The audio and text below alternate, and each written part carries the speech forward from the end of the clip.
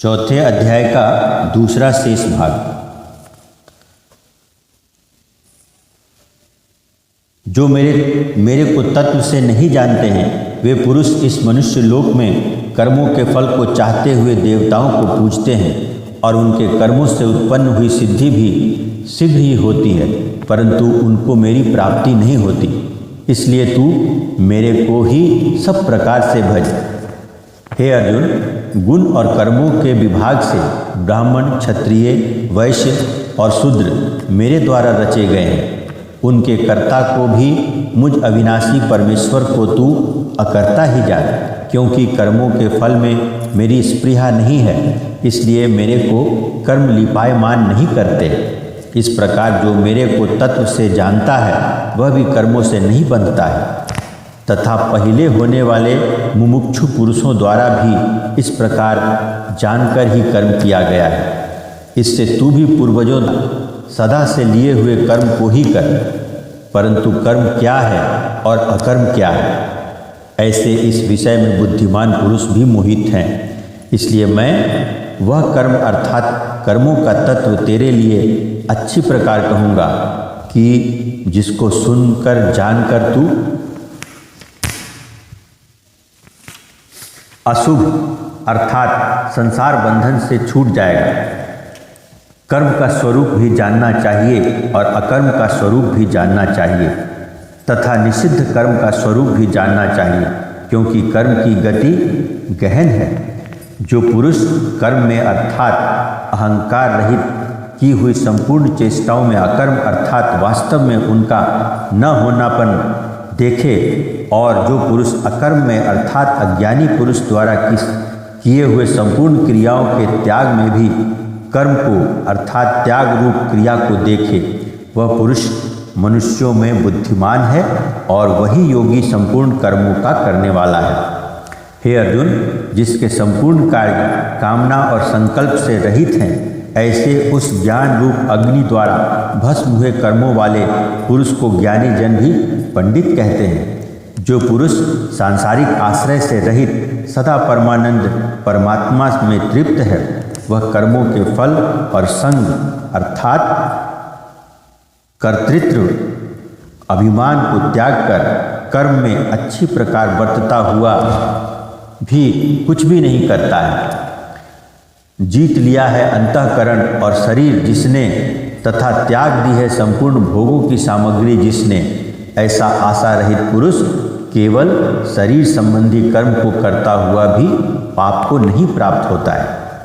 अपने आप जो कुछ अप्राप्त हो उसमें ही संतुष्ट रहने वाला और हर्ष शोकादि द्वंद्वों से अतीत हुआ, तथा मत्सरता अर्थात ईर्ष्या से रहित सिद्धि और असिद्धि में समत्व भाव वाला पुरुष कर्मों को करके भी नहीं बनता है, क्योंकि आसक्ति से रहित ज्ञान में स्थित हुए चित्त वाले यज्ञ के लिए आचरण करते हुए मुक्त पुरुष के संपूर्ण कर्म नष्ट हो जाते हैं।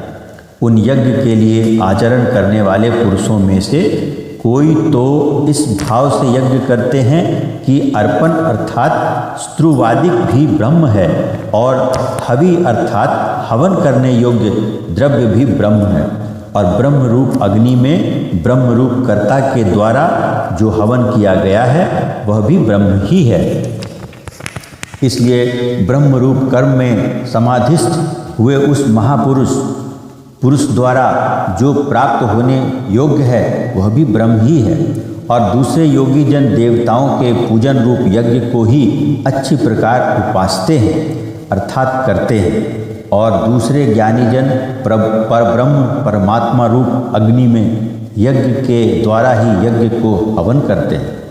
अन्य योगी जन श्रोत्रादिक सब इंद्रियों को संयम अर्थात स्वाधीनता रूप अग्नि में हवन करते हैं, अर्थात इंद्रियों को विषयों से रोककर अपने वश में कर लेते हैं, और दूसरे योगी लोग शब्दादिक विषयों को इंद्रिय रूप में अग्नि में हवन करते हैं, अर्थात राग द्वेष रहित इंद्रियों द्वारा विषयों को ग्रहण करते हुए भी भस्म रूप करते हैं।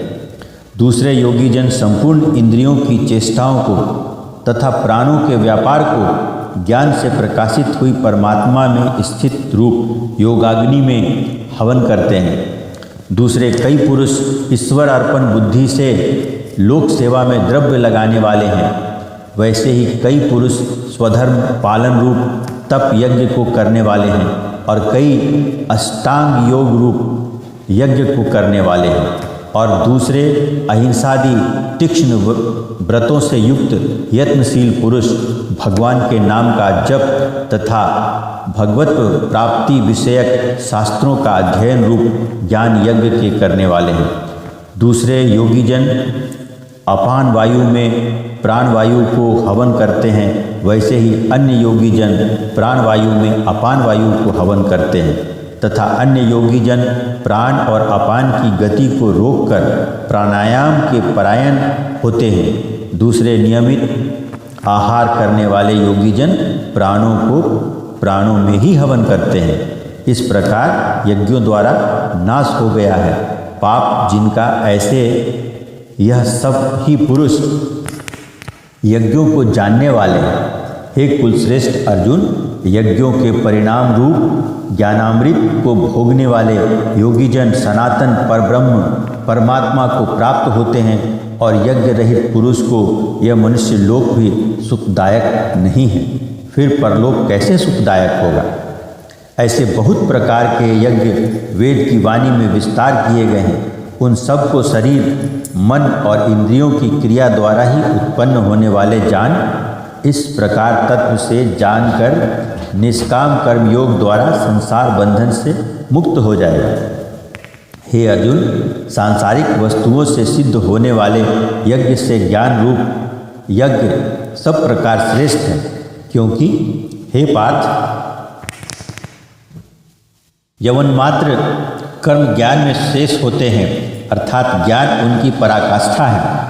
इसलिए तत्व को जानने वाले ज्ञानी पुरुषों से भली प्रकार दंडवत प्रणाम तथा सेवा और निष्कपट भाव से किए हुए प्रश्न द्वारा उस ज्ञान को जान। वे मर्म को जानने वाले ज्ञानीजन तुझे उस ज्ञान का उपदेश करेंगे कि जिसको जानकर तू फिर इस प्रकार मोह को प्राप्त नहीं होगा। और हे अर्जुन, जिस ज्ञान के द्वारा सर्वव्यापी अनंत चेतन रूप हुआ, अपने अंतर्गत समष्टि बुद्धि के आधार संपूर्ण भूतों को देखेगा और उसके उपरांत मेरे में अर्थात सच्चिदानंद स्वरूप में एक ही भाव हुआ सच्चिदानंदमय ही देखेगा। यदि तू सब पापियों से भी अधिक पाप करने वाला है तो भी ज्ञान रूप नौका द्वारा निसंदेह संपूर्ण पापों को अच्छी प्रकार तर जाएगा। हे अर्जुन, जैसे प्रज्वलित अग्नि ईंधन को भस्म कर देता है, वैसे ही ज्ञान रूप अग्नि संपूर्ण कर्मों को भस्म कर देता है। इसलिए इस संसार में ज्ञान के समान पवित्र करने वाला निस्संदेह कुछ भी नहीं है। उस ज्ञान को कितने काल से अपने आप समत्व बुद्धि रूप योग के द्वारा अच्छी प्रकार शुद्धांतःकरण हुआ पुरुष आत्मा में अनुभव करता है। हे अर्जुन, जितेंद्रिय तत्पर हुआ श्रद्धावान पुरुष ज्ञान को प्राप्त होता है। ज्ञान को प्राप्त होकर तत्क्षण भगवत प्राप्ति रूप परम शांति को प्राप्त हो जाता है। हे अर्जुन, भगवत विषयों को न जानने वाला तथा श्रद्धा रहित और संशय युक्त पुरुष परमार्थ से भ्रष्ट हो जाता है। उनमें भी संशय युक्त पुरुष के लिए न सुख है और न यह लोक है, न परलोक है, अर्थात यह लोक और परलोक दोनों ही उसके लिए भ्रष्ट हो जाते हैं। हे धनंजय, समत्व बुद्धि रूप योग द्वारा भगवत अर्पण कर दिए हैं संपूर्ण कर्म, जिसने और ज्ञान द्वारा नष्ट हो गए हैं सब संशय, जिसके ऐसे परमात्मा परायण पुरुष को कर्म नहीं बांधते हैं। इससे हे भरतवंशी अर्जुन, तू समत्व बुद्धि रूप योग में स्थित हो और अज्ञान से उत्पन्न हुए हृदय में स्थित इस अपने संशय को ज्ञान रूप तलवार द्वारा छेदन करके युद्ध के लिए खड़ा हो जाओ। गीता चतुर्थ अध्याय समाप्त।